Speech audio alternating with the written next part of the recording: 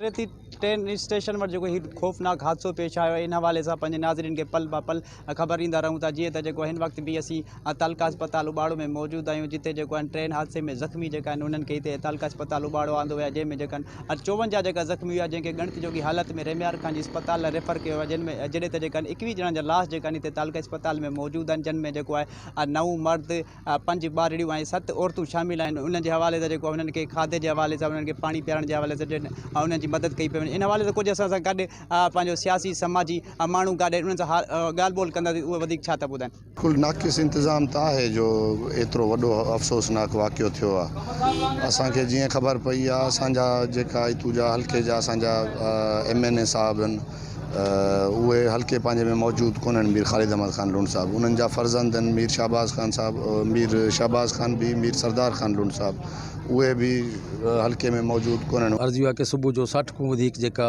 इंतिहाई serious माण्हू जेको आहे, असां पंहिंजी मदद पाण जे हिसाब सां जेको एम्बुलेंस जेकियूं सर्विस ॾियनि पियूं, असां जेको आहे प्राइवेट गाॾियुनि जे थ्रू जेको आहे शेख ज़ायद अस्पताल रेमियार रेफरेंस कयोसीं, जेको आहे उनखे फर्स्ट एज वग़ैरह ॾिवाईसीं जेको आहे। ऐं ॾुख जी ॻाल्हि इहो आहे कि जेको आहे लाशां जेके इन महिल असां जेके वसूल कयूं, जेको आहे इन्हनि जा खीसा ख़ाली आहिनि। इन्हनि हिकिड़ो अफ़सोस ज़ाहिर कंदे चयो आहे त जेका हिते डेथ बाडियूं आयूं आहिनि, उन्हनि जे जेबां खीसा ख़ाली आहिनि, उन्हनि जे खीसनि में ना ई उन्हनि जा शनाख़्ती कार्ड आहिनि, ना ई उन्हनि जी का शनाख़्त थी सघी आहे।